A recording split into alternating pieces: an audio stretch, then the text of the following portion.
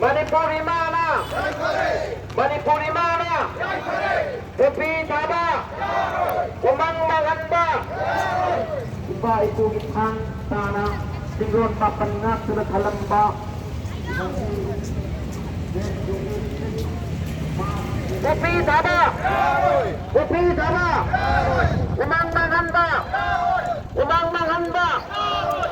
Gasini masagi oijabat siba.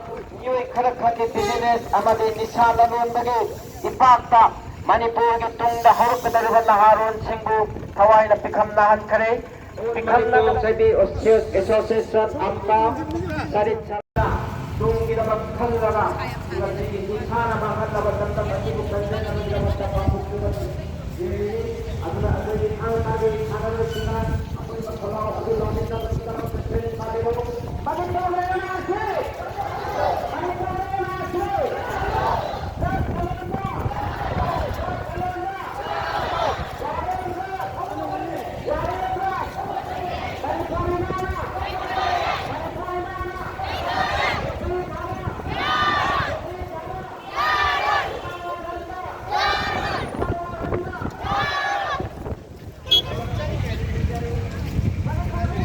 Manipur Gitangta Association sehingga macam tadi belum nanti sendiri masih pangkut jadi berada Manipur Sarit Chala Association Manipur on Manipur Tadi Association apa apun Manipur Huyan Lalong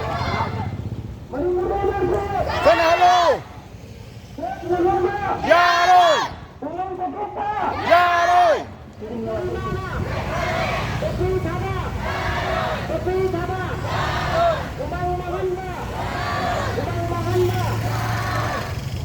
Manipur Indonesia. Ya rồi Berat Ganorba. Ya rồi Berat Ganorba. Ya rồi Manipur na Kopi Thaba. Dengan Kotlota. Dengan Kotlota.